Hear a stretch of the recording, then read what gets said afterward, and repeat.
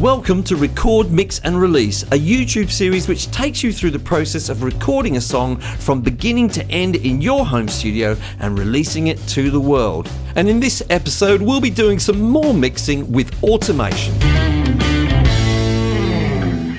Hi folks, I'm Mike and I hope you're well, and welcome to the 13th episode in this series where we record, mix and release a song to the world from a home studio. And in this episode we're going to be looking at automation. We're going to be using automation to make sure we maintain a good balance throughout the course of the mix, and also to accentuate some parts and make some parts a little larger and emphasized. So stick around for all of that. Now if you want to make sure you're notified about other episodes in this series, or indeed other content on this channel all about home recording, DAWs, gear reviews, plugin reviews, that kind of thing, then please do subscribe and ring the bell on YouTube so that you are notified about the other episodes. Now let's get stuck into some automation.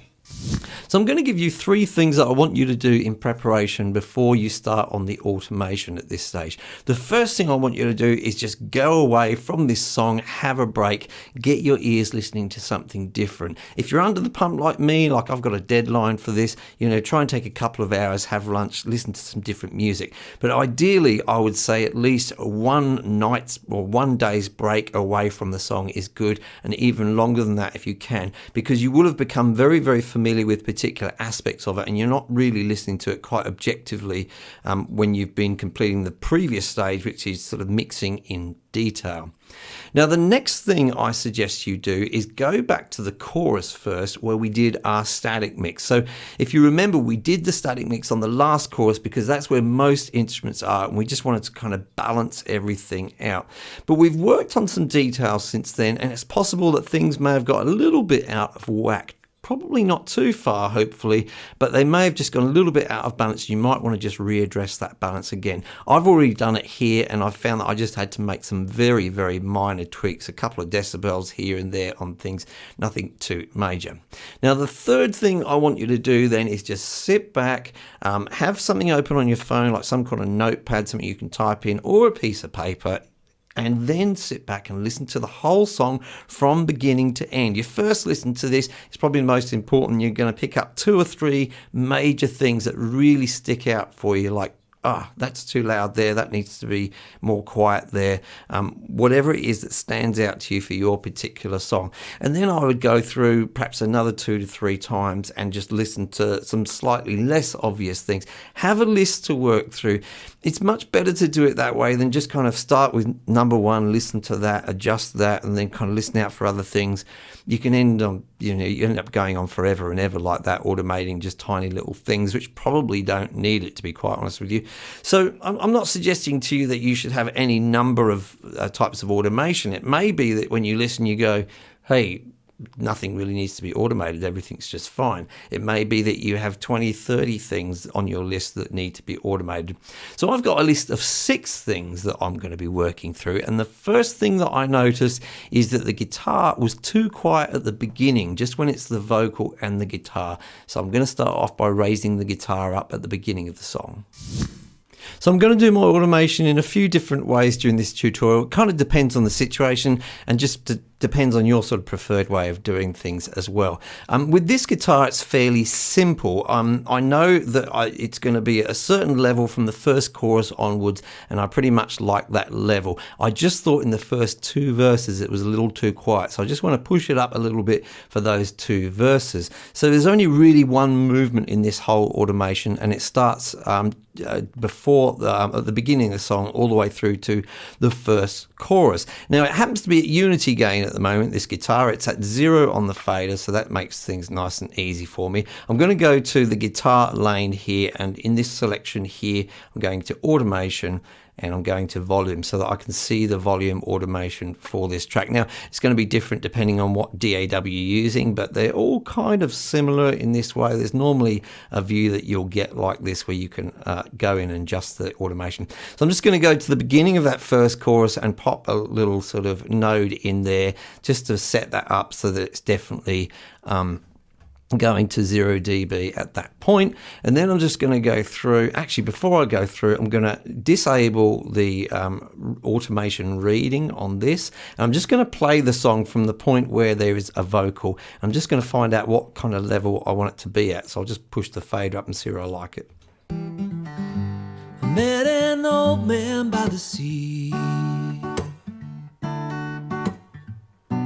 I met a man of mystery.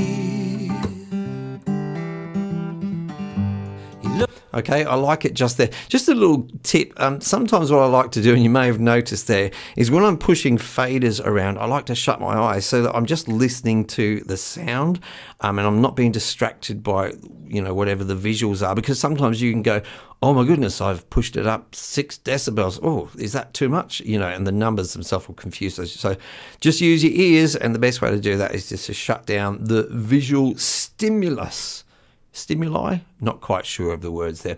Anyway, it's ended up, and I can see on the reading there that I've just pushed it up 1.8 decibels, so something along lines is going to be good. So I'm just going to pop in another node pretty quickly just before that chorus, really close to this node here. It can be a fairly sudden change, I think. I'm going to hold shift on the keyboard so that I've grabbed this node which is right at the beginning here. And all I'm going to do is just push those up, and I can see on the reading there how much I'm increasing it by. I think it was 1.8, wasn't it? It doesn't have to be that precise, but around about there. And I can have a little step as I go into the chorus. I'll listen to that just to make sure, because sometimes you don't want it to be sort of too obvious, but let's have a listen and see how it sounds. I'll enable the track again. I met an old man by the... No, let's not listen to all of that. It's the change that I want to listen to.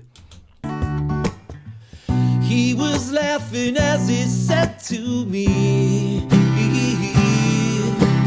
I don't buy what I've been saying. And that's fine, because even if I can hear anything in that, it's being masked by the other guitars coming in, the cymbals and all that sort of stuff.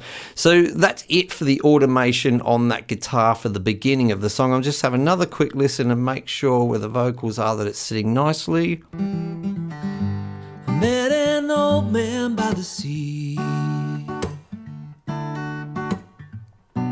I met a man of mystery. Now, I want to mention in this kind of situation where you've got, say, just a guitar like this and a vocal, you can use some parallel compression as well, and have the guitar just sort of ducking a little as the vocal is singing. That's another way that you can control the balance between the two. I don't think it needs it for this particular song, but it's definitely something you should consider. Okay, so the other thing I noticed towards the beginning of the song is when the cajon comes in, it plays a little fill, and just that little fill is a little too loud for my liking. Not by much, but just to my ears, it's going to sound a little bit better if it's a tiny bit quieter. Now, the cajon was recorded on 2 separate tracks, but I don't really want to go in and automate 2 separate tracks separately. So instead, I'm actually going to deal with the bus that they were going through to. So they all went through to, both of the cajon tracks went through to this bus at the end here. So here in Cakewalk, to get to the buses, there's this little eject symbol here, and I'll just press that. I didn't know that until a few weeks ago. One of the viewers mentioned that to me. It's always nice to learn new things. I'm sorry, I can't remember who it was, but thank you. And then I'll go through to where this cajon is, and I'll just expand that. And again, I'm going to switch this to automation and volume. Okay. So I'm at the beginning of the section here. I can see where the cajon comes in. I'm going to zoom right in, and then I'll just play that from there. So I know it's at the right level here where I want it for the rest of the song. So I'll just put a kind of a marker in there if you like for that. And then I'm going to have it quickly change up. So similar to the other ones that we've dealt with. And then I'm simply going to drag that one that I've made there, and I'm just going to drag it down. Now there's a little sort of fix that I need to do further up here, but I'll get to that in a moment. I'm probably going to go for something fairly small. Let's go like 2 dB and have a listen.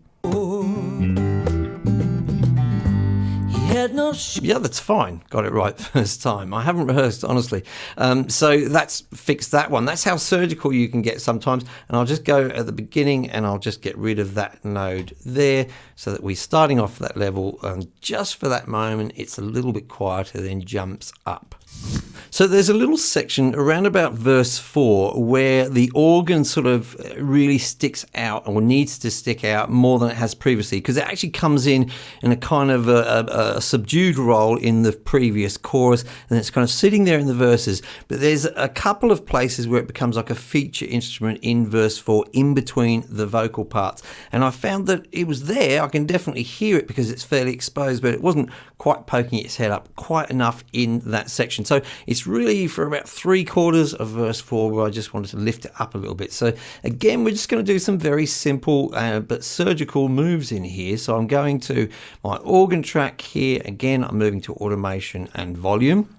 I'm just going to zoom right in. Oops, zoom right in there. So here we are. This is the beginning of verse 4 here, and you can see, or you may be able to see, just the little stabs and things which are going on there. Now, as it goes into the chorus, it does a little build up, and the volume of that is good. I don't want to change the volume of that, so I'm just going to pop a little marker in there to keep it at the volume where it is. And same at the beginning here of the verse, I'll just pop a little node in there. And again, I'm just going to pop a node in just after that one and just before this one, and then I'm going to use shift so that both of those are selected, and I'm just going to push them up. This one I'm going to guess. I could have tried out with the fader first, which would be fine, but let's just have a little guess. I'm just going to go for 2 decibels. I'll go a little bit before and have a listen. This is what he had to say. Can you use your eyes? Can you smell the air? Is the breeze still blowing through your hair? Okay, that sounds nice to me. It's just about the right level. In doing this properly, I should mention that I wouldn't really be using headphones. Some of you do, I know, and that's fine. Nothing against it. Personally, I just prefer, when I'm just judging balance, to be using monitor speakers. Now let's move on to the next bit of automation. So I'm going to deal with some automation now, which didn't really come about from me listening to the song so much as it was something that I always had in mind from right at the beginning of the project when I envisaged this particular section. I'm looking at the section where there's this lone female vocal in the song where a lot of the instruments drop out, and this vocal, if you remember, has got loads and loads of reverb on it. But what I always had in mind was it would start off with lots of reverb, but then through the course of this little section it would go down to almost nothing, so that we get the feeling that this voice is kind of dreamy and it's a long way away from you, but she's moving closer and closer and closer until eventually she's whispering into your ear and she's right here with you. That's the kind of idea, that's the artistic explanation for it. Now, how am I going to do that? So I'm not going to be drawing lines this time. I'm actually going to be dragging things around and recording my movements.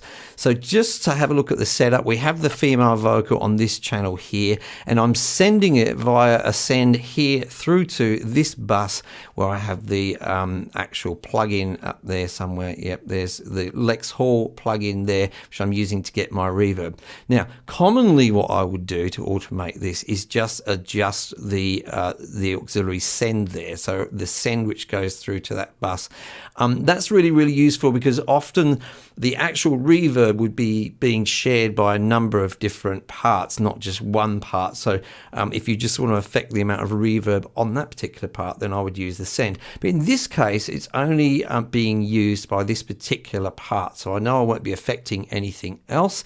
And it's kind of handier to actually use the slider on the channel itself. It's kind of easier to get smoother movements with that and you have a little bit more control. So I'm going to right enable that particular slider, and I'm going to just go back a bit away from the beginning of the section, and I'm just going to slowly drag it down throughout the course of this passage. Let's see how I go.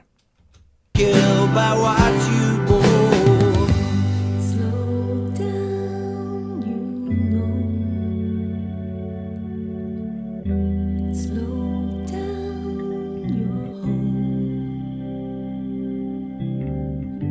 Slow down, you know. Slow down.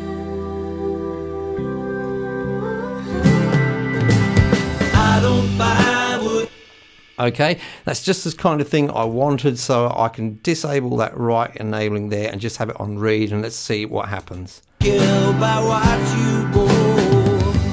Slow down, you know. Slow down, you're home. So you get the idea there, and that's just a nice little way that you can often automate effects in that way, just using the send to the effect. But we're going to be doing some slightly more complex things with effects a little bit later. But first I want to deal with the main vocal, which gets a little bit too loud in the chorus at times. So right at the end of the song, the main vocal is just singing this virtually the same as the choir. There's one little bit where the main vocal does a bit of different phrasing, a different tune to the choir. But I really kind of want the beginning of this choruses to be with the main vocal coming in, but for it to then sort of retreat a little bit, especially in the second half, and make room for the choir to come through. So it feels like a bit of a kind of a sing-along. And then there's one particular line in it, Where You've Been Caught is what I sing, and I sing it a little bit with a different phrasing, and it was just poking out a little bit too much when I was listening to it, so I just want to suppress that bit even a little further. So I've actually rehearsed this move, and this is one thing you can do sometimes, is just sort of go through 2 or 3 times and just rehearse how you want it to go, and then actually record your movements. So I'm just going to go ahead and do that now and kind of show you the idea that I had in my mind. So I'm just going to right enable the channel here so that I can record any fader movements that I make, and I'll just go back a little bit, so I'll give myself a little bit of time. We'll see how I go. I don't buy what I've been sold, that happiness is made of gold, or another one can fill your soul. No, I don't buy what I've been sold, and I don't buy what I've been taught. You laid the trap, now you've been caught, slowly dying with a thought that you've been killed by what you bore. I don't buy what I've been sold, that happiness is made of gold, or another one can fill your soul. No, I don't buy what I've been sold, and I don't buy what I've been taught. You laid the trap, now you've been caught, slowly dying with a thought.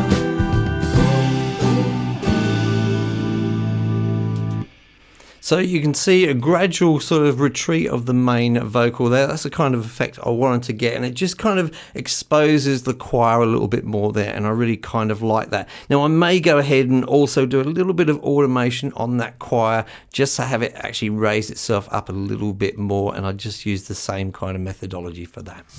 So right at the end of the song there's quite a lot going on, and I'm often thinking about creating spaces for different instruments. Now at the end of the song, as I say, there's 2 or 3 guitars, we've got the organ, we've got the piano, and they all kind of occupy the same sort of space. If we look on this EQ that I've got here at the moment and just look at the analyzer for a moment, you're going to see 2 readings. One is the white reading, which is the guitar, and the other one in red is the piano. And just have a look at those 2 instruments being analyzed together. I don't buy what I've been sold, that happiness is made of gold, or another one can fill your soul. And you can see they occupy much of the same kind of space. So what I've done is I want to actually just scoop out a big middle part of the guitar here, which would sound really strange by itself, but it's going to create some space just to allow that piano to come through a little bit more. Now, the main point of this is the automation part, because the guitar is being used completely by itself or almost by itself for large parts of the song. So I don't want to scoop that big middle part out of the guitar. It would sound dreadful. So I only want to do this at the end of the song in these last 2 choruses. So I can actually automate the effects here. In this case, it's the Pro Q3 again. Now here in Cakewalk, it's kind of easy to see if the effect can be automated, because you can see the read and write enable buttons there. Not all plugins can be automated, but a lot of them can these days. And it's revealed because what I've actually done, if I go towards the end here, I've actually sent all of my guitars, because I didn't want to just do this to the main guitar, I wanted to do it to the extra guitars as well. So I've actually sent this guitar down here and my other two guitars through to this bus here, which is called All Guitars, and that's where I've actually got this effect inserted. So then if I go up to look at its automation lane, it's all guitars there.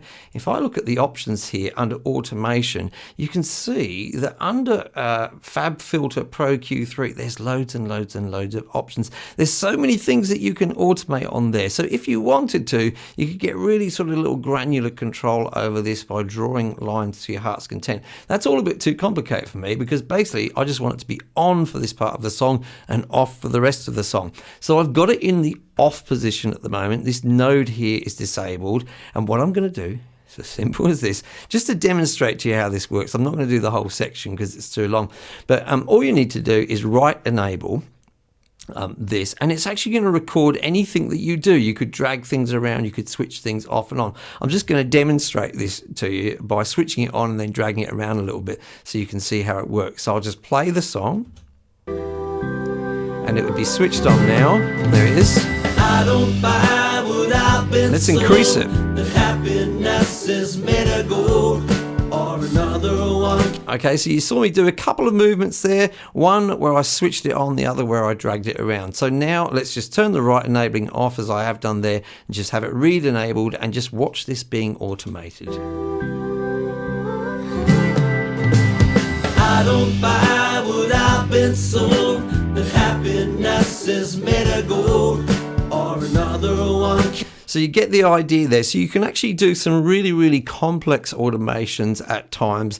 And that can be very, very useful for when you just want to change the sound of a particular instrument, in this case, just for one section of the song.